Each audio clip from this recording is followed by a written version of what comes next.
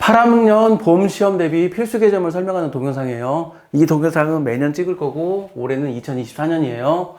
중학교 2학년 1학기 중간고사라는 말이 너무 길어서 저는 그냥 8학년 봄 시험이라고 할게요. 여기에 있는 동영상은 체크리스트에 가까운 동영상이에요. 너 이거 알고 있어? 체크해봐. 모르면 공부해. 이런 동영상이에요. 개념을 설명하는 동영상은 아닙니다. 개념 설명하려면 몇 시간을 해야 하기 때문에 개념을 설명하는 동영상은 아니고, 그리고 여기에 있는 것 중에서 제가 개념을 촬영한 게 있고 촬영하지 않은 게 있거든요. 촬영한 거는 이 동영상 밑에 링크를 걸어 놓을 테니까 그것을 보고 필요하시면 그 동영상을 보면서 개념을 익히시면 됩니다. 이런 내용들을 수체계, 순환소수, 지수법칙, 수의 연산법칙 이런 내용을 알고 있는지 한번 스스로 체크해 보세요. 개념을 말로 설명할 수 있어야 하고 예를 들 줄 알아야 합니다. 예를 들면 지수법칙 다 적을 수 있어야 돼요. 부등식의 정의가 뭐고 부등식의 예를 들 수 있어야 하고, 부등식의 해의 정의가 뭐고 부등식의 해를 예를 들 수 있어야 하고, 부등식을 푼다는 것이 무엇인지 이런 거 다 예를 들 수 있어야 돼요. 개념을 말로 설명할 수 있어야 합니다. 자, 일단 수체계 얘기부터 할게요. 수체계는 뭐냐면 학생들이 수체계 얘기하면 수체계를 뭔지를 몰라요. 요 그림이 요게 수체계입니다. 요게 수체계. 요게 수체계. 실수는 유리수와 무리수로 나눠지고, 유리수는 정수와 정수가 아닌 유리수로 나눠지고, 정수는 또 자연수, 영, 음의 정수 이렇게 나눠지고, 그리고 이 각각의 예를 들 줄 알아야 돼요. 자연수의 예가 뭐고, 음의 정수의 예가 뭐고, 정수가 아닌 유리수의 예가 뭐고, 유리수의 예가 뭐고, 무리수의 예가 뭐고, 실수의 예가 뭐고, 그리고 나중에 이제 학년이 더 높아지면 허수의 이해가 무엇이고 복수수의 이해가 무엇이고 이런 식으로 이런 예를 다 들 줄 알아야 돼요. 이 수체계 학생들이 무시하는데 이거 굉장히 중요한 내용입니다. 고등학교 3학년 학생들조차도 수체계를 몰라서 수능 문제를 틀려. 나한테 물어본다니까. 선생님 0이 자연수예요? 막 이렇게 물어봐. 다음 중 자연수를 개수를 구하라. 그러면 0이 자연수인지 나한테 물어봐요. 0이 정수예요? 이렇게 나한테 물어봐. 수체계를 모르니까 그런 걸 몰라가지고 수능 문제를 틀려요. 수체계 정확하게 알아야 합니다. 그리고 순환소수는 제가 개인적으로 중고등학교 수학에서 굉장히 싫어하는 단어예요. 왜냐면 이거 몰라도 수학 문제 푸는데 수학 공부하는데 아무런 지장 없거든. 그리고 이때 말고는 안 나와요. 순환소수는. 물론 고등학교 때 급수 단원에서 무한 등비수열의 합을 구하는 급수 단원에서 한 페이지 나오기는 하지만 그 이후로는 순환수수 나오지도 않아요. 근데 이걸 내가 왜 가르쳐 주는지를 모르겠어. 왜 이걸 시험 문제를 그렇게 열심히 내는지를 모르겠어요. 당연히 시험 문제 자주 나오니까 시험 문제 중요하게 다루니까 공부는 해야 하는데 나는 이게 수학적으로 그렇게 무슨 그렇게 중요한 의미가 있는지 모르겠어요. 순환수수 단원, 순환수수가 아니다. 이런 용어 알아야 되고, 순환수수 고칠 줄 알아야 돼요. 예를 들어서 0.38 이거는 99분의 38이다. 이게 바꿀 줄 알아야 되고, 왜 이게 이렇게 바뀌는지 이거 설명할 수 있어야 돼요. x는 0.3838 놓고 100x가 38.3838 이런 식으로 왜 이렇게 되는지 설명할 수 있어야 돼요. 그리고 시험 문제를 푸는데 시험 문제를 좀 빨리 풀고 싶은 사람은 7분의 1이 0.1242857이라는 걸 외워두면 도움이 됩니다. 37분의 1이 0.027이라는 거 외워두면 도움이 됩니다. 이거 두 개 외워두면 순환수수 관련된 문제를 풀 때 도움이 되니까 이 두 개는 외워두는 걸 권해요. 그리고 지수법칙을 적어라 그러면 학생들이 못 적어요. 진짜입니다. 지수법칙 적어라 해서 적을 줄 알아야 돼요. 학생들은 못 적어요. 수의 연산법칙, 중학교 1학년 때 수의 연산법칙 배웠는데 학생들한테 수의 연산법칙 적어봐 라고 그러면 못 적어요. 수의 연산법칙은 교환법칙, 결합법칙, 분배법칙을 뜻해요. 또 적네. 앞 동영상에 이미 촬영을 해놨는데 덧셈의 교환법칙, 덧셈의 결합법칙, 곱셈의 교환법칙, 곱셈의 결합법칙, 분배법칙. 정말 많은 학생들이 수의 연산법칙 적으라고 그러면 못 적어요. 그리고 나한테 되물어 수의 연산법칙이 뭐예요? 하고 너 되물어 수의 연산법칙이 뭔지도 몰라. 수의 연산법칙은 고등학교 졸업할 때까지 10번 나오니까 수의 연산법칙은 꼭 기억해 두세요. 지수법칙과 수혜연산법칙 당연히 알아야 돼요. 난 학생들한테 백지에 적으라고 해요. 백지 딱 주고 지수법칙 적어봐라. 수혜연산법칙 적어봐라.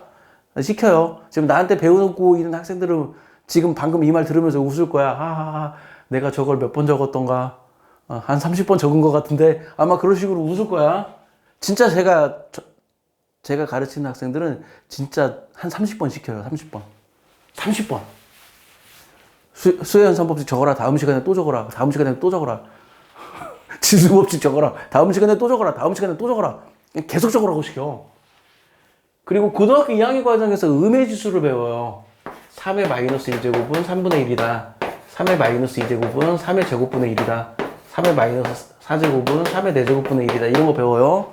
그리고 3의 0제곱은 1이다. 이런 거 배워요. 고등학교 2학년 과정에서. 음해지수를 다룰 줄 알면 이 단원, 지수법칙 단원 문제가 좀 쉽습니다. 근데 음해지수를 다룰 줄 모르면 지수법칙 단원이 조금 어려워요. 그래서 저는 그냥 중학교 2학년 학생들한테 음해지수까지 같이 가르쳐주고 지수법칙을 가르쳐줘 버려요. 그게 훨씬 쉽기 때문에. 음해지수까지 배운 다음에 지수법칙을 배우는 게 훨씬 쉽기 때문에. 자, 그리고 연산의 우선순위. 연산의 우선순위는 이거예요. 지수 곱하기 나누기 더하기 빼기, 지금 이 얘기를 하는 겁니다. 더하기 빼기보다 곱하기 나누기가 연산의 우선순위가 높고 곱하기 나누기보다 지수 거듭 제곱이 연산의 우선순위가 높다, 이런 얘기인데 학생들이 이걸 모르는 경우가 많아요. 심지어 고등학생들도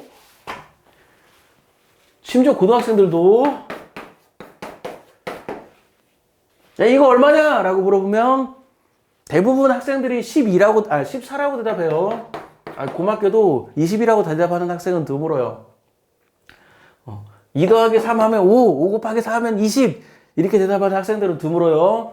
더하기하고 곱하기 중에 곱하기가 우선순위가 높다는 걸 학생들이 다 알고 있기 때문에. 근데 놀랍게도 이거 계산하라 그러잖아요. 그러면 25라고 대답하는 36이라고 대답하는 학생들이 의외로 많습니다. 이거 계산하라고 그러면 3 곱하기 2를 계산한 다음에 그걸 제곱하고 있어. 아니에요.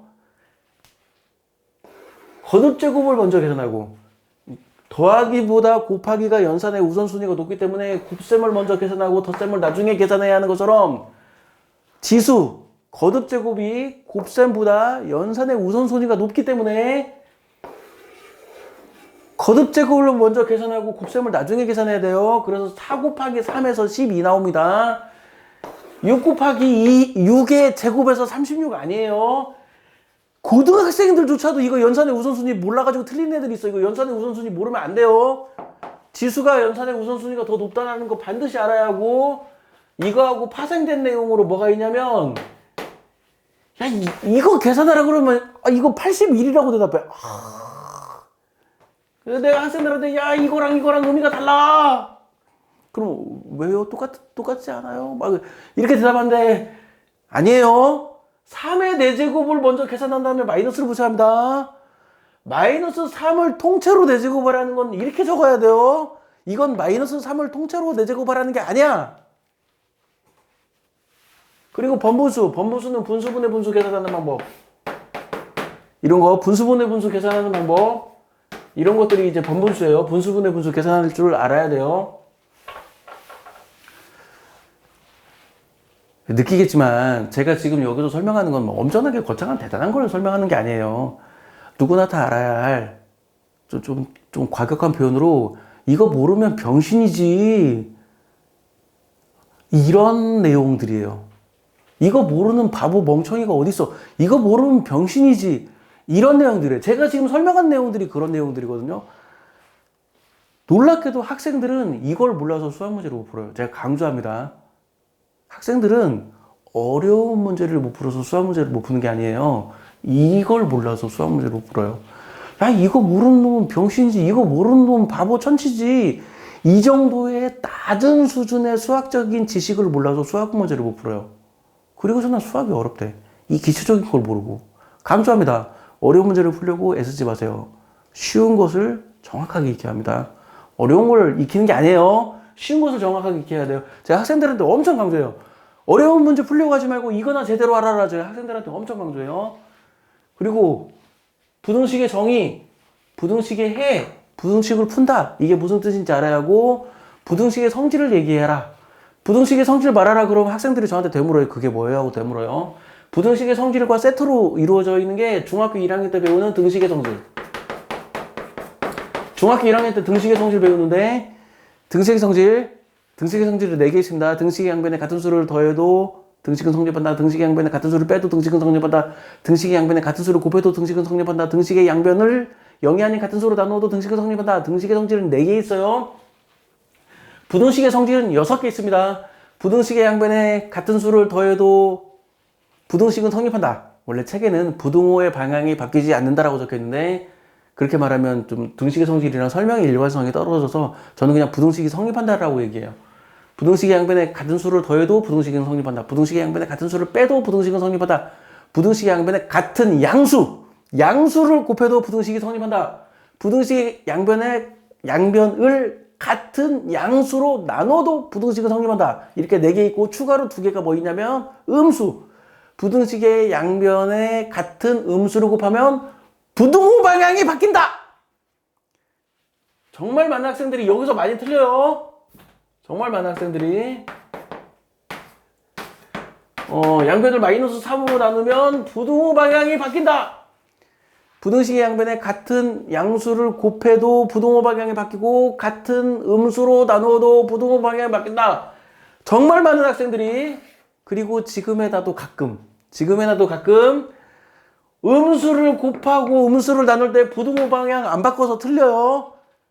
주의해야 돼. 학생들 고등학교 졸업할 때까지 괴롭히는 내용이에요. 음수를 곱하거나 나누어도 음수를 곱하거나 나누면 부등호 방향이 바뀐다. 그래서 부등식의 성질은 모두 6개가 있고, 그리고 부등식의 해를 수직선으로 나타내는 방법. 이렇게 등호가 들어갈 때는 색칠한다. 아이고, 방향 반대로 했네. 등호가 들어갈 때는 색칠한다. 등호가 안 들어가면 속을 비운다. 이렇게 부등식의 해를 수직선으로 나타내는 요령 반드시 알아야 합니다. 이건 수학 용어는 아니지만 나는 이걸 가리켜서 온점이라고 그래요. 온점. 이건 수학 용어가 아니고 국어 용어예요. 속이 꽉 찬 점, 온점. 속이 빈 점, 고리점. 이건 수학 용어는 아니고 국어 용어인데, 국어에서 온점, 고리점이라는 단어를 써서 저는 그냥 온점, 고리점 이런 말을 써요. 수학책에는 온점, 고리점 이런 표현 없습니다. 등호가 들어가면 온점을 찍어라. 등호가 안 들어가면 고리점을 찍어라. 라고 학생들한테 꼭 얘기를 해요. 부등식의 해를 수직선에 나타내는 요령을 꼭 익혀야 합니다. 이걸 왜 배우냐라고 할 수 있는데, 이게 제가 얼마 전에 강조한 시각화예요. 시각화.